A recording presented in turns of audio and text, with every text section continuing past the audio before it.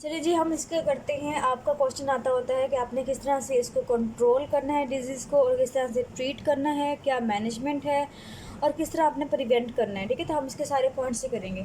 सबसे पहले हम बात करते हैं, कोई भी रेस्पिरेटरी इन्फेक्शन होता है तो हम उसको किस तरह से कंट्रोल करते हैं। हमारा पहला पॉइंट आ गया कंट्रोल ऑफ रेस्पिरेटरी इन्फेक्शन। ठीक है, अब ये पॉइंट आपने हर एक में मैंशन करने हैं। पहला पॉइंट आ गया हमारा कंट्रोल का। अब कंट्रोल में हमने किस किस को कंट्रोल करना है। आपको पता है कि कंट्रोल हमने करना है डिजीज़ को केस के अंदर। केस का मतलब ये है जो पेशेंट है उसमें हम कैसे कंट्रोल करेंगे। इसके अलावा कैरियर के अंदर, कैरियर का मतलब ये है कि अभी उसमें जो डिजीज़ है उसने अपने सिम्टम्स जो है वो शो नहीं किए। आप केस और कैरियर की डेफिनेशन पढ़ेंगे, ये बहुत इंपॉर्टेंट आपका यूक्यू है, सो आपने ये भी करना है। उसके बाद हम करते होते हैं कंट्रोल ऑफ डिजीज़ किसके अंदर करेंगे, जो उसके साथ कॉन्टैक्ट्स होंगे।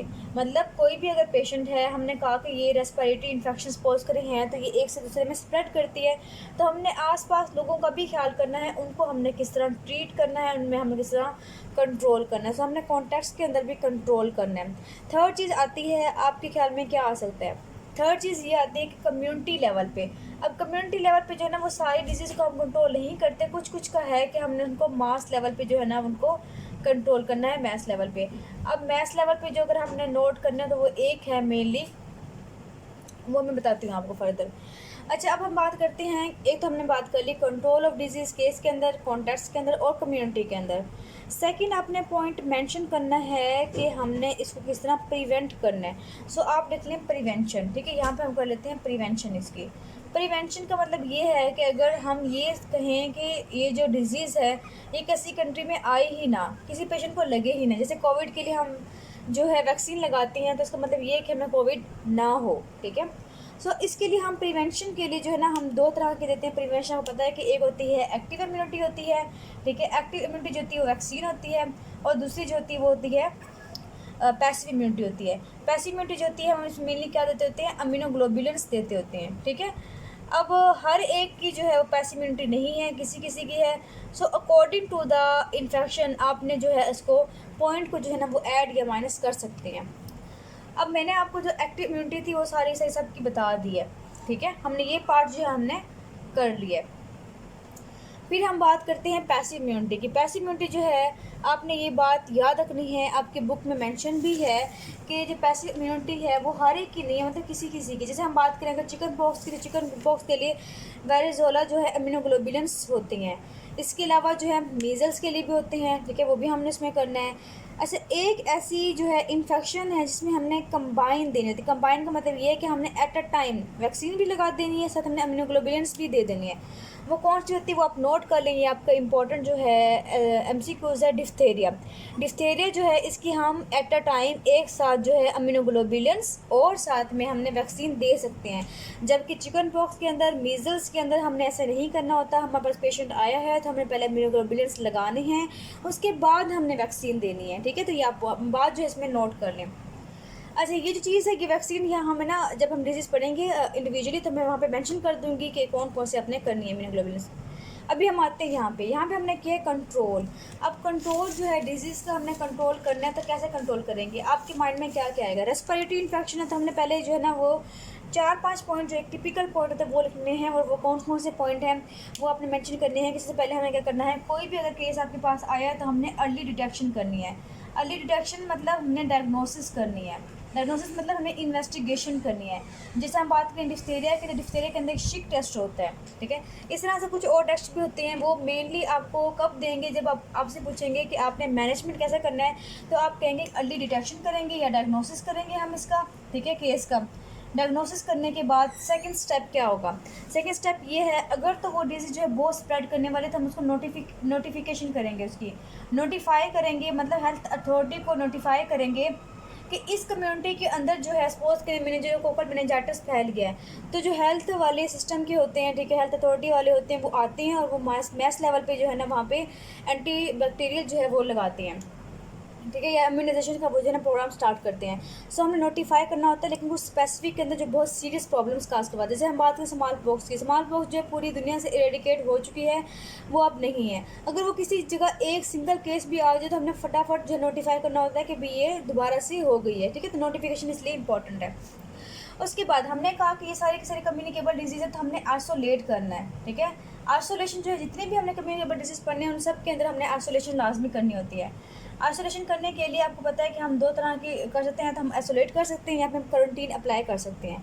आइसोलेशन एंड क्वारंटीन की जो है आपकी डेफिनेशन बहुत इंपॉर्टेंट है। आपके यूक्यू है तो आपने ये भी साथ इसमें कर लेनी है, ठीक है। अब हमने पेशेंट को आइसोलेट भी कर दिया है या फिर क्वारंटीन कर दिया है। क्वारंटीन के बाद अब हम क्या करेंगे, अब हम पेशेंट का ख्याल रखेंगे कि उसका जो है वो डिसइंफेक्शन का ख्याल रखेंगे कि हमने फटाफट से उसकी जो क्लॉथिंग है उसको चेंज करते रहना है, उसका रूम, ठीक है, उसके हर जगह स्प्रे वगैरह करनी है ताकि हम डिसइंफेक्ट कर सकें उसके जो वो आर्टिकल्स यूज़ कर रहा है। उसके बाद क्या ऑप्शन आ सकता है, इसके बाद आएगी ट्रीटमेंट। अच्छा, ट्रीटमेंट जो है वो आपने किस तरह करनी है। अब ट्रीटमेंट का ना एक अलग से हम पॉइंट बनाते हैं इसका, कि ट्रीटमेंट के लिए हमने क्या करना है। ट्रीटमेंट जो हम करते होते हैं, हमने केस को भी ट्रीट करना है, हमने कॉन्टैक्ट को भी ट्रीट करना है, कैरियर को भी करना है, और हमने मैस लेवल पे भी करना है। मेन जो हमारा है वो यहाँ पे है कि हमने हर डिजीज़ के लिहाज से किस तरह ट्रीटमेंट करनी है। अच्छा, अब जो ट्रीटमेंट होती है ये आपकी मेनली किसकी ट्रीटमेंट आएगी, यहाँ पे एंटीबैक्टीरियल्स आएंगे। कौन से, जो कि हमने पढ़े थे, जो कि बैक्टीरिया इन्फेक्शन काज करवा रहे थे। लेकिन जो वायरसेस के होते हैं मेनली हम उनमें प्रिवेंशन लिखते होते हैं कि हमने इम्यूनिटी करवा ली, हमने पैसे करवा लिए, हमने एक्टिव करवा ली। या अगर हम इन्फ्लुएंजा की बात करें तो उसकी ट्रीटमेंट में हम ये बात लिख सकते हैं कि हमने उनमें एंटीवायरल्स यूज़ करने हैं। एंटीवायरल्स की जो है हम वहाँ नाम मैंशन कर देंगे तो वो उसकी ट्रीटमेंट में आ जाएगा। सो अब हम ये करते हैं कि हमने किस तरह ट्रीटमेंट करनी है डिफरेंट इन्फेक्शंस को। सो आपका सबसे पहले हम इन्फेक्शन मेंशन करते हैं, यहाँ पे आपने नोट कर लेना है साथ ही, ताकि हमारे एक साथ सारे इन्फेक्शन हो जाएं। आप नोट करना है ट्रीटमेंट में सबसे पहले हुपिंग कफ का, ठीक है। हुपिंग कफ जो हम सबसे पहले करते हैं, ये नंबर 1 पे हम करते हैं, यहाँ पे 1 करते हैं, और 1 पे हमारा क्या है, हुपिंग कफ है, ठीक है। तो हुपिंग कफ करते हैं। अब हुपिंग कफ जो है मैंने बताया था आपको कि बर्डोडेलापर्टूसा से होता है और ये एंटी बैक्टीरियल होता है, ठीक है। तो हमने एंटी बैक्टीरियल्स देने तो कौन कौन से देने हैं, हम केस को हम क्या देंगे, इरिथ्रोमाइसिन देंगे। केस को हमने क्या देना है, इरिथ्रोमाइसिन देना है। कैरियर को हम क्या देंगे। अच्छा, अब आपने ये बात याद रखनी है इसके अंदर कि हुपिंग कफ का जो है ना सिर्फ और सिर्फ केस होता है, कैरियर होता ही नहीं है। इसका मतलब ये है कि अगर इसने इन्फेक्शन स्प्रेड करना है तो अगर इसको किसी को इन्फेक्शन होता है तो फ़ौरन से इसके सिम्टम्स आएंगे। अगर सिम्टम्स नहीं आते तो वो उसमें ठहरता नहीं होता, तो सिर्फ केस होता है, तो इसमें कैरियर की ट्रीटमेंट नहीं आएगी, ठीक है। हम कैरियर वाला ऑप्शन जो है वो निकाल देंगे, सिर्फ हमने केस वाला रखेंगे। फिर हम बात करते हैं कॉन्टैक्ट्स की। तो कॉन्टैक्ट्स में हमने क्या देना है इसके अंदर, कॉन्टैक्ट्स के अंदर हम देते हैं इरिथ्रोमाइसिन दे सकते हैं, ठीक है। जो आसपास के लोग होंगे उनको हम इरिथ्रोमाइसिन दे सकते हैं। अच्छा, क्यों, अच्छा आप ये कह रहे हैं कि कैरियर तो इसका है नहीं, कैरियर तो नहीं है, लेकिन केस अगर है सपोज करें तो केस स्प्रेड कर सकता है ना कॉन्टैक्ट्स के अंदर। सो हमने कॉन्टैक्ट्स में अगर इरिथ्रोमाइसिन दे सकते हैं इनको, या फिर हम इसको एम्पिसिलिन भी दे सकते हैं। 2 ऑप्शन है, दोनों में से कोई दे सकते हैं। कितनी डेज़ के लिए देंगे हम, 10 डेज़ के लिए देंगे इसको। तो ये हमारा हो गया है एक पॉइंट, कौन सा, हुपिंग कफ वाला। सेकंड हम बात करते हैं डिफ्थेरिया, ठीक है। तो हम बात करते हैं अब सेकंड डिफ्थेरिया का। अच्छा, अब डिफ्थेरिया का जो है वो केस और कैरियर दोनों है, तो हमने दोनों की ट्रीटमेंट करनी है।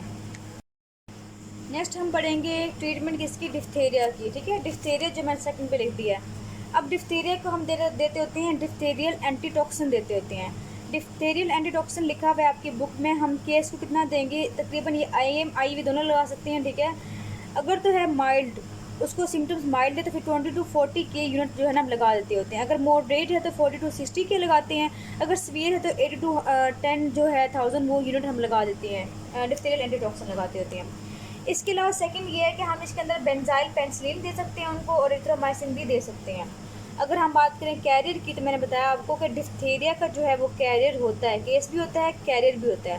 कैरियर जिसका होगा उसको हम देंगे इरिथ्रोमाइसिन देंगे, ठीक है। उसके बाद हम आते हैं कॉन्टैक्ट्स पे। तो अगर हम बात करें कॉन्टैक्ट की, इसके अंदर आपने ये बात नोट करनी है जो कि बुक में नहीं भी है आपकी, प्रोफाइलैक्टिक, ठीक है। प्रोफाइलैक्टिक के तौर पर अगर हमने देनी है क्या, डिफ्थेरियल एंटीटॉक्सिन देनी है हमने, तो हम कितनी दे सकते हैं।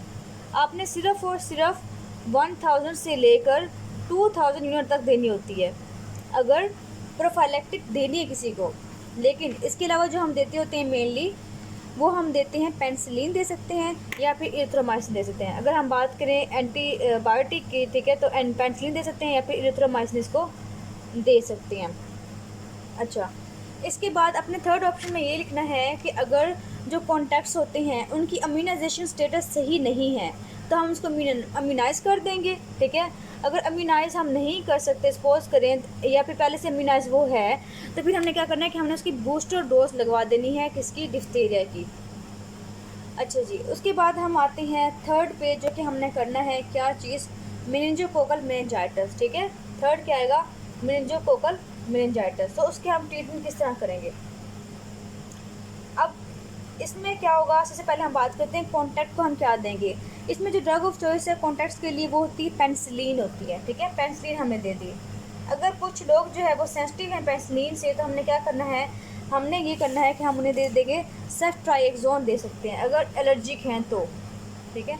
सेफ्ट्राइएक्सोन इसके अंदर लगा देंगे। उसके बाद हम बात करते हैं इसकी कैरियर की। तो कैरियर में क्या हम देंगे, रिफाम्पिसिन देंगे, ठीक है। यहाँ पे अपने कर देना है, रिफाम्पिसिन दे देंगे।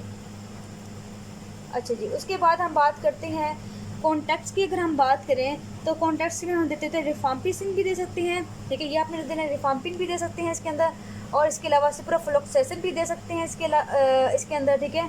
इसके अलावा जो है ना इरिथ्रोमाइसिन भी दे सकते हैं इसके अंदर। सो ये आपका इसके अंदर हो गया।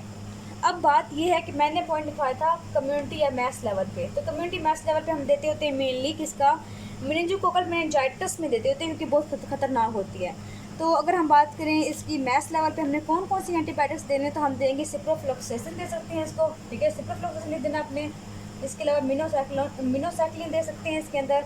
इसके अलावा जो है सेफ्ट्राइएक्सोन भी इसके अंदर दे सकते हैं। तो ये आपने साथ लिखना है कि हम मैस लेवल पे भी इसको ट्रीट करना है। अब ये आपका कंप्लीट हो गया है। आपके 3 जो है एंटीबैक्टीरियल जो थे हमने वो लिख दिए हैं, 3 जो इन्फेक्शंस थे। और इसके अलावा आपने किस तरह लिखना है कि हमने पहले कंट्रोल लिखना है, कंट्रोल में ये पॉइंट सब में लिखने हैं।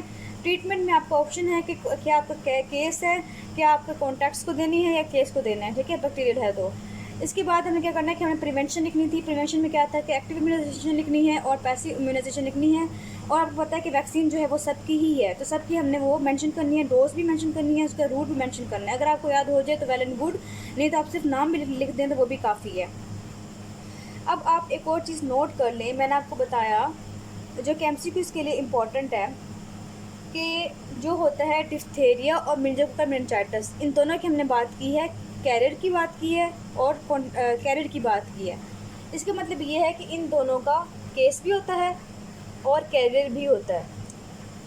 आपको ये बात शायद समझ ना आए, आप इसकी डेफिनेशन पहले देखें बुक में जाके कि ऐसे जो पेशेंट होते हैं, एक तो वो केस तो होते हैं, मतलब उन्हें सिम्टम्स तो आ रहे होते हैं, लेकिन साथ उन्होंने वो जो बैक्टीरिया है वो कैरी किया होता है। कैरी किस तरह किया होता है कि अगर उनमें सिम्टम्स नहीं भी आ रहे वो फिर भी स्प्रेड कर रहे होते हैं, उसे हम कहते हैं कैरियर। तो इन दोनों के केस भी हैं और कैरियर भी हैं। लेकिन इसके अलावा chicken pox, small pox, measles, rubella, mumps और व्हूपिंग कफ, इन सब के सिर्फ और सिर्फ केस है, कैरियर नहीं है। ये इम्पॉर्टेंट इसलिए है क्योंकि आपके MCQ आता होता है और बहुत से बच्चों को पता नहीं चलता कि कौन सा केस है, किस में कैरियर है।